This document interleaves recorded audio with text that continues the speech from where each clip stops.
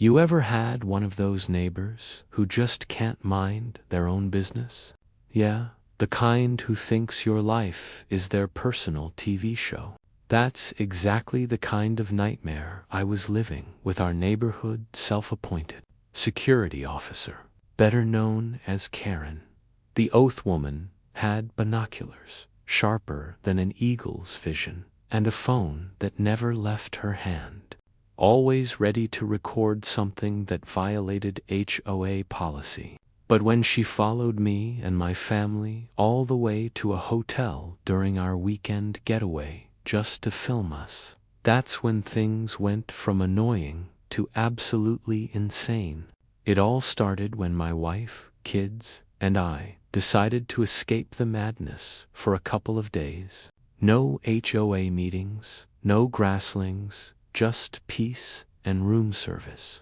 We picked this nice mid-range hotel, indoor pool, breakfast buffet, the works. I swear, the moment we checked in, I felt the tension melt away. But apparently Karen didn't get the memo that vacations were supposed to be private. Somehow, this woman found out where we were staying, and 2 hours later, guess who shows up in the hotel lobby, holding her phone like she's working for TMZ. I first noticed her reflection in the glass door while we were eating dinner at the hotel restaurant. She wasn't even subtle about it, just standing there pretending to read a brochure, pointing her camera at our table. My wife whispered, "Tell me that's not who I think it is." I turned around and yep, there she was, the woman who once filed a complaint because our mailbox was too cheerful. I thought maybe it was a coincidence, but then she mouthed the words, HOA violation, and started recording again. That's when my blood pressure officially hit record-breaking levels. I walked over trying to stay calm. "Karen, what in the world are you doing here?" She blinked like I just caught her. "I'm documenting evidence," she said, dead serious. "You're using HOA funds for a personal vacation." I almost choked. "Karen, this is a Holiday Inn, not a 5-star resort. And what HOA funds are you talking about? I pay dues like everyone else." She just huffed, clutching her phone tighter. "We'll see what the board says about this," she snapped before storming toward the elevators like she owned the place. Now, my wife wanted me to ignore her. But how do you ignore someone filming your kids at a pool? Sure enough, the next morning while we were splashing around, Karen reappeared wearing oversized sunglasses and a hoodie, trying to blend in. She stood near the towels, pretending to text, but her phone was clearly aimed at my family. My 6-year-old even asked, "Daddy, why is that lady taking videos of us?" That was it. I marched straight to the front desk. The manager, a calm guy named David, listened with that expression hotel staff wear when they've seen everything. But when he glanced at the security feed, his eyebrows shot up. "Sir, is that her recording inside the pool area?" he asked. "Yep," I said. "She followed us from home." He nodded once, grabbed his radio, and said, "Call local PD. We've got a situation." I have never loved a sentence more. Minutes later, 2 police officers arrived, and Karen was still there, arguing with a lifeguard about freedom of information. The cops approached her and asked for ID. She puffed up like a peacock and said, "I'm on official HOA business." One of the officers blinked slowly and said, "Ma'am, this isn't your jurisdiction." She actually pointed at me and yelled, "He's stealing community funds." The cop turned to me and I just shrugged. I pay my HOA dues. She's just obsessed.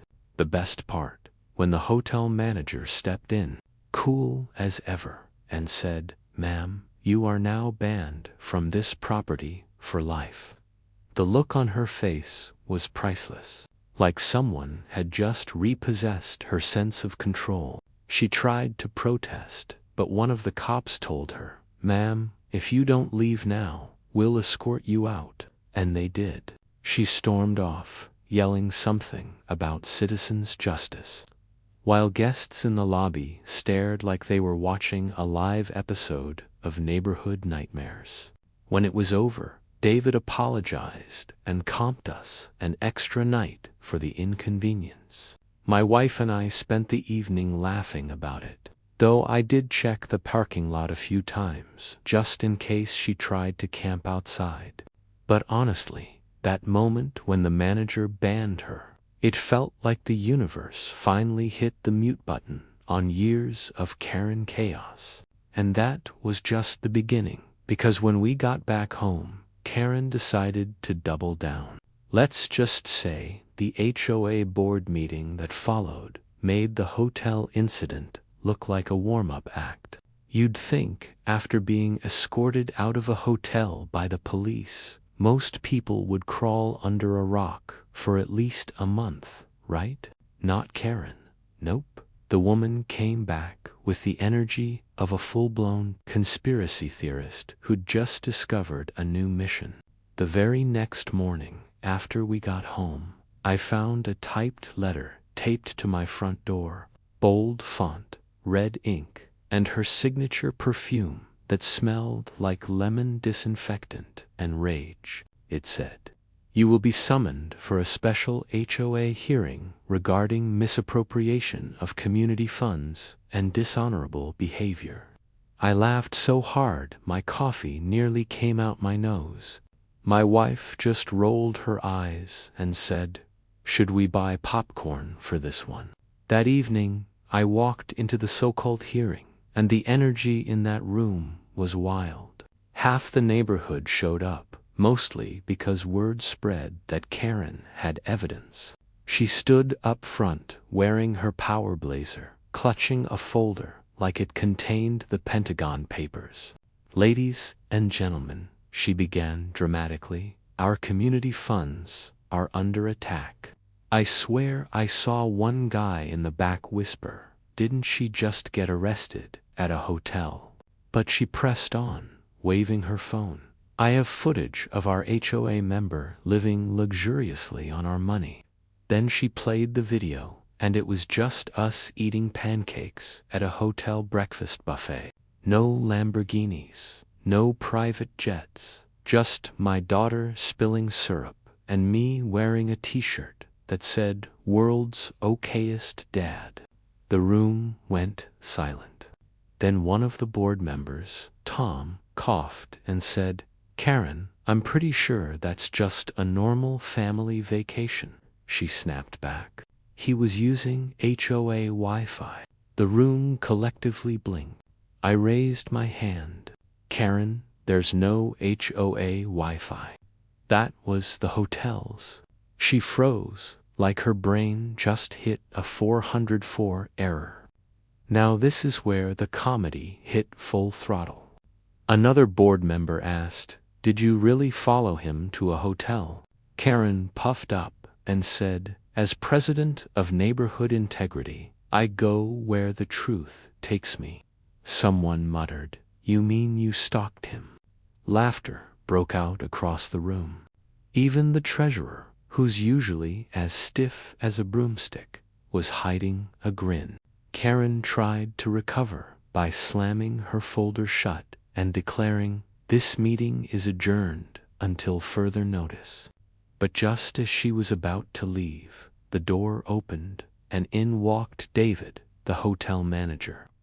Yep, he showed up holding a USB drive and a printed letter.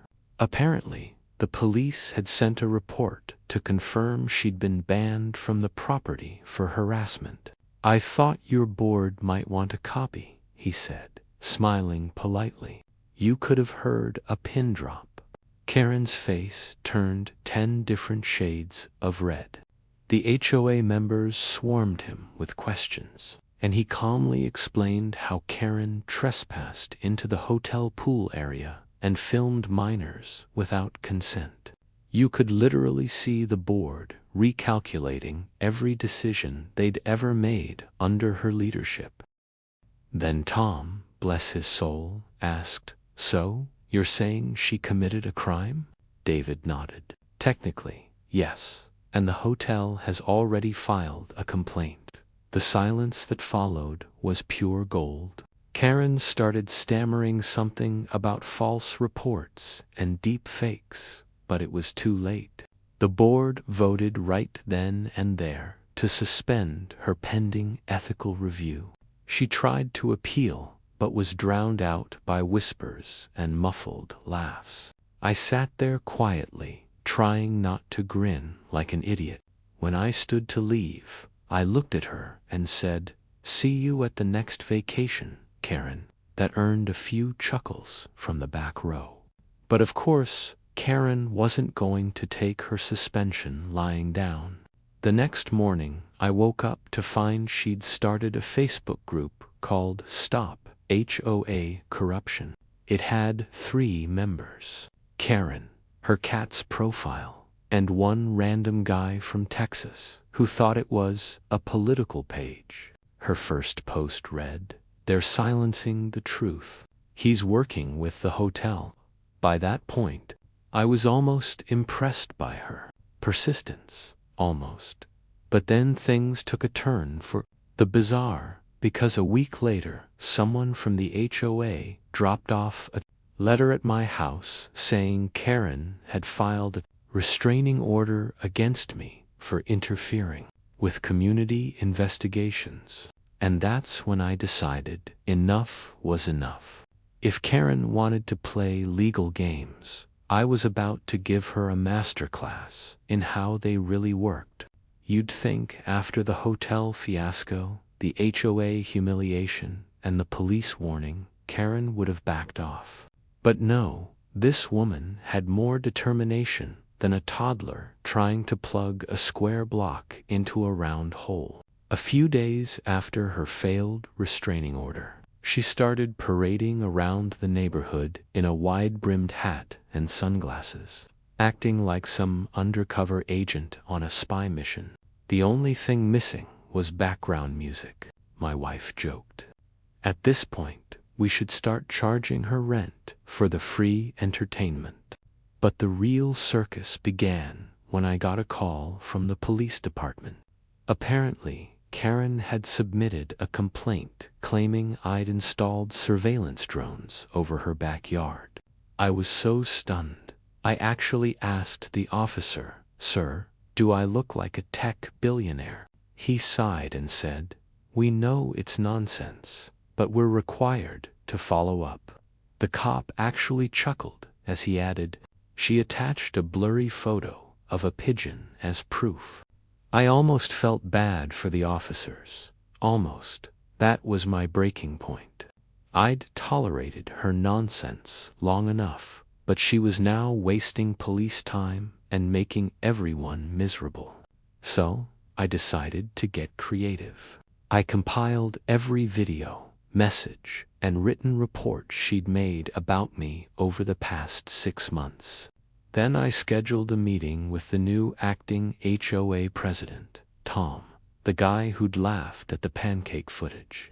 He invited the rest of the board, and I came in with a thick binder I called The Chronicles of Karen when I dropped it on the table. The sound echoed like a courtroom gavel.